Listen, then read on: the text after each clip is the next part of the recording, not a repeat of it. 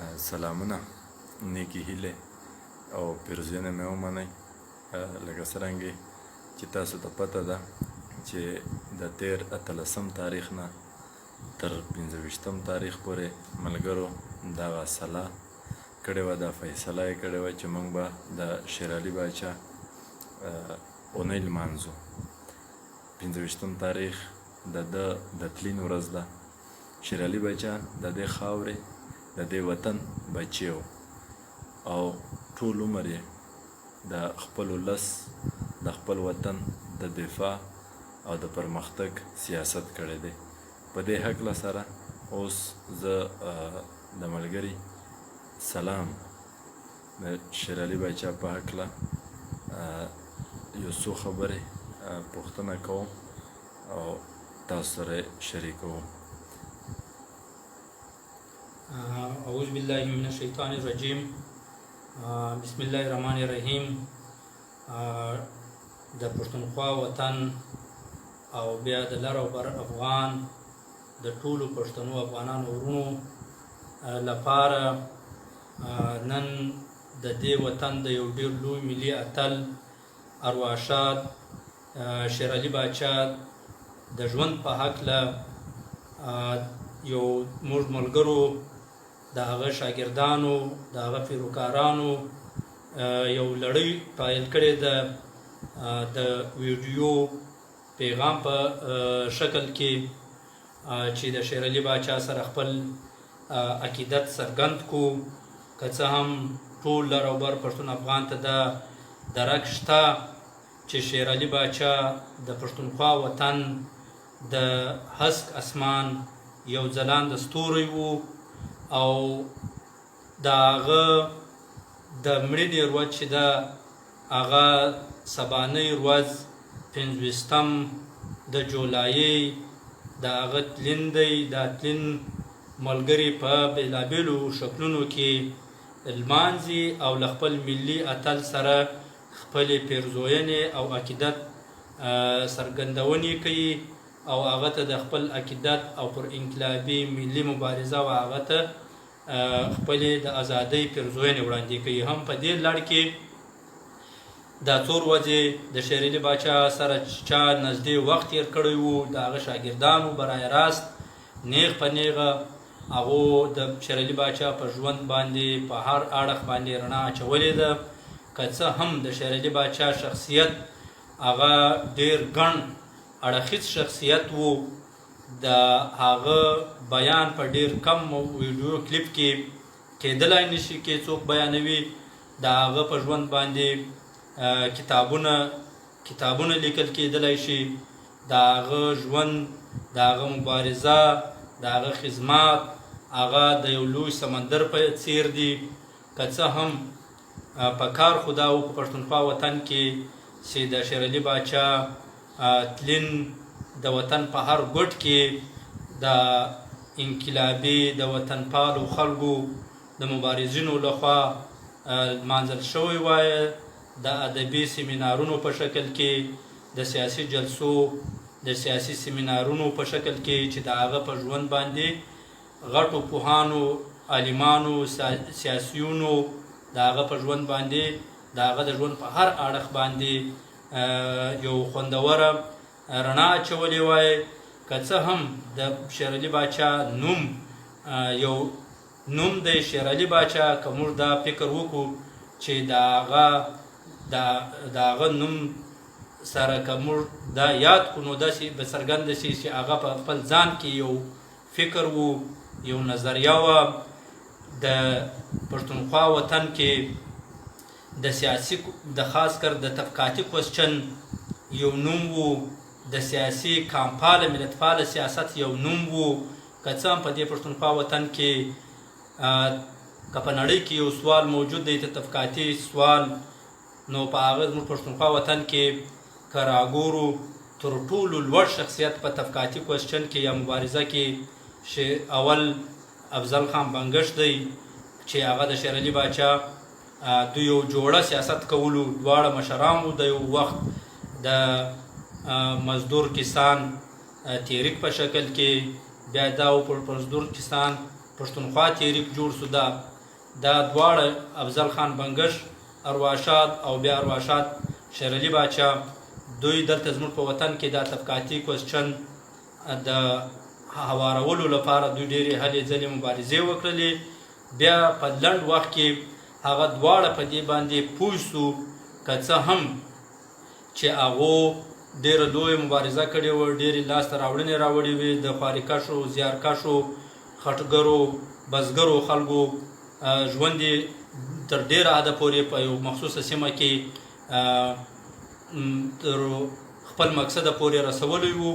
بیا په دې باندې دوی قانع شول چې یاره زموږ د وطن بېشکه چې په ټوله دنیا کې د کامي کوسچن سوال شته، خو زموږ د کام وطن د حالاتو په تناظر کې زموږ مسله طبقاتي نه کامي ده.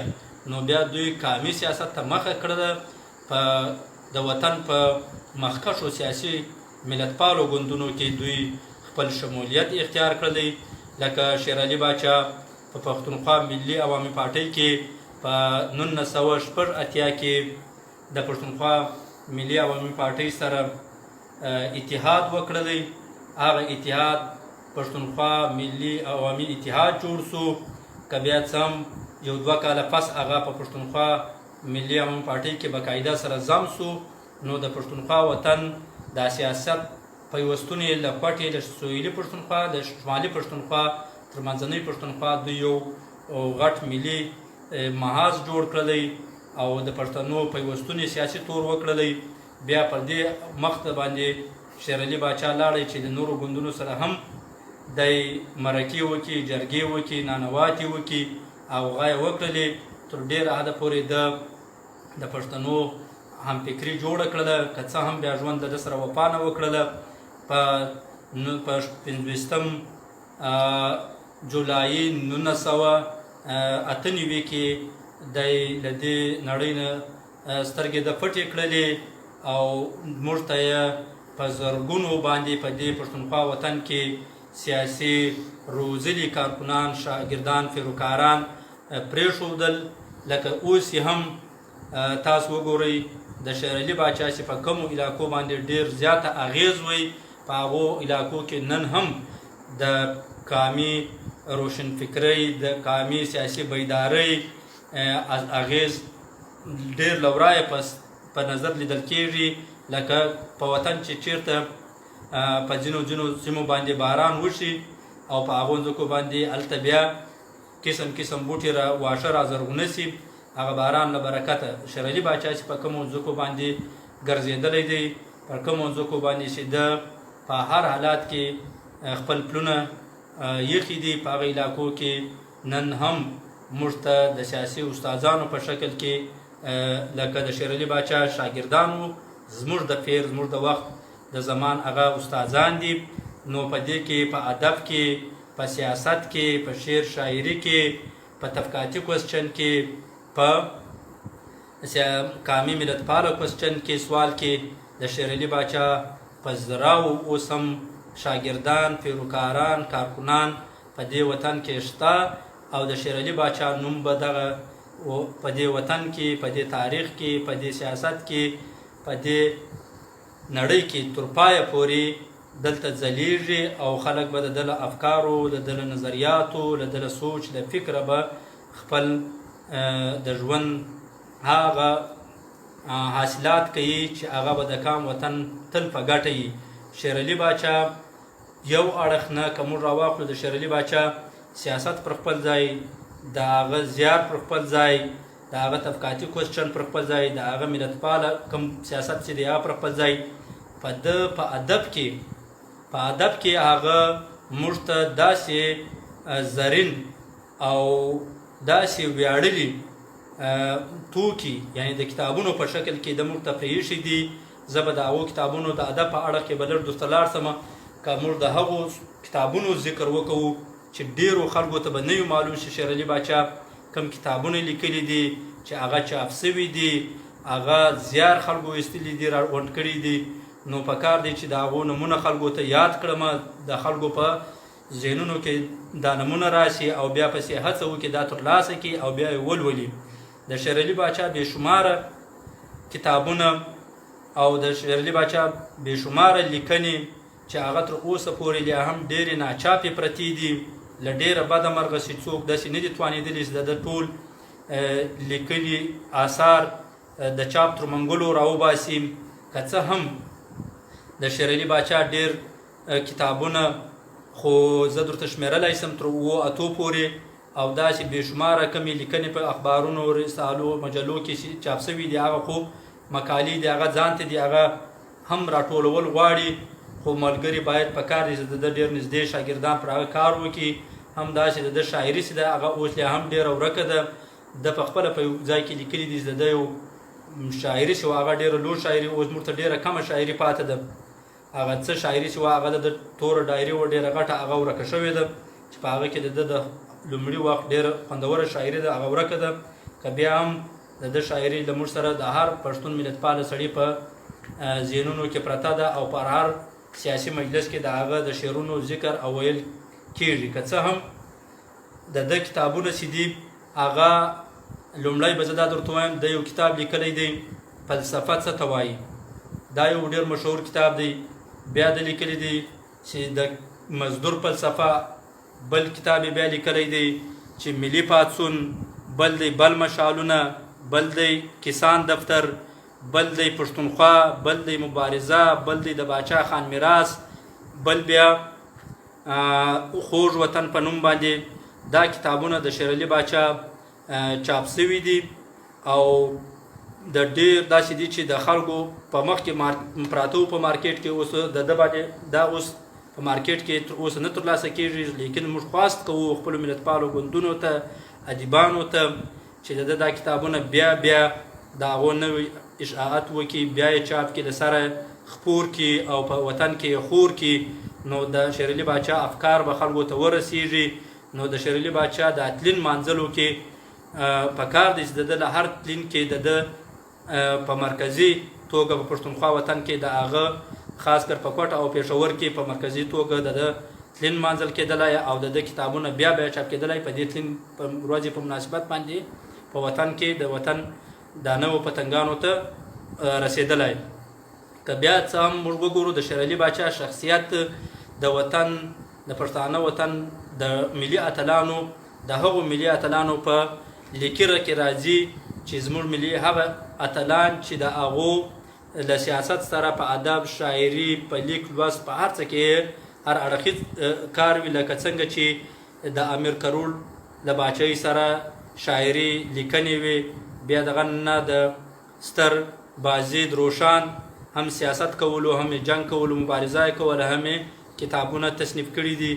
موږ اوس هم په وطن کې ګورو. بل هغه پس بیا که موږ ګورو خوشحال خان بابا دی چې هغه وار کتابونه لیکلي چې پراته دي، وارې قلم چلولی دی، وارې سیاسي مبارزه کړې ده، وارې توره چلولې ده. بیا هم داسې له هغه پس موږ چې ګورو بیا موږ له نور داسې یو څو غټ مشران بیا په مخ راځي. د باچا خان په شکل کې، د کاکاجي صنوبر حسین مومند په شکل کې، د احمدشاه بابا په شکل کې، د خان شهید عبدالصمد خان اڅکزي په شکل کې چې د هغو خلکو وار مبارزه کړې ده، وار یې سیاسي ګوندونه جوړ کړي دي، کام ته یې تنظیمونه ورکړي دي، هم یې کتابونه تصنیف کړي دي، بیا یې هم داسې په هر ډګر باندې کار کړی دی. د دې سره سره شیر علي باچا هم په هغه کتار کې راځي د خپل وخت مطابق له زمان سره سره. لکه دی چې وار قلم لیک کوي، شعر شاعري کوي او ورسره فعال سیاست کوي. د پښتونخوا وطن داسې کلی نسته، داسې کور نسته، داسې علاقه نسته، داسې غر نسته، داسې لاره نسته چې شیر علي باچا پر هغه باندې ګرځېدلی نه دی او د خپل افکار یې خلکو ته رسولی نه دي. ډېره لویه فعاله مبارزه یې کړې ده. د ده په پیر کې له ده سره نور ډېر لوی شخصیتونه وو، لکه افضل خان بنګش، ورسره جنګو کاکا، زیارت ګل لالا، اصغر لالا، داسې نور د ده ډېر هغه وخت لما نومونه هیر دي. په کار دی چې موږ د ټولو نومونه یاد وایه. او ورسره بیا رحیم صاحب، عبدالرحیم مندوخیل صاحب، بیا ورسره سایه کمال خان شیرانی صاحب عبدالرزاق دوتاڼی صاحب، محمد جان الله، بیا ورسره داسې قاضي عطاالله خان، د دغو خلکو مثل خان لالا، شمندروز لالا، داسې ډېر شخصیتونه دي د ده همزولي وو او په سیاست کې له ده سره برابر دوی هلې ځلې کړي دي چې دغو ټولو کسانو هم ادب کې کار کړی دی، هم په سیاست کې کار کړی دی، هم په شعر شاعري کې کار کړی دی او فعاله مبارزه یې کړې ده او د وطن مقدمه یې تر ډېره حده پورې دوی جوړه کړې ده او چلولې ده. بیا هم نیمګړې ده، لکه څه چې بیا خوشحال په دې نشاندې هم باچاجي په خپله کړې ده چې موږ مخته تېرو سیاستدانانو ډېر لوی خدمات کړي دي په وطن کې، خو هغو د کام مقدمه په خپله مدیریت کې ډېره خوندوره نه ده وړاندې کړې. راځو د مخته ډېر نه ځو، د شېر علي باچا ژوند ډېر لوی ژوند دی. پکار دی چې موږ ټول د سیاست لوستونکي شاګردان، پیروکاران، د کامي کوسچن خلک، د مزدور طبقې خلک، یعنی زیارکشه طبقات او داسې مثال کې چې موږ هغو ته طبقاتي کوسچن والا وایو، په دې کښې ټول هغه د ننني عصر خلک ځوانان په دې باندې کار وکړي او د ده افکار خپل کړي او د شېر علي باچا و جهان ته وړاندې کړي او په خپله د ده پر ژوند باندې ریسرچونه وکړي او عمل باندې وکړي.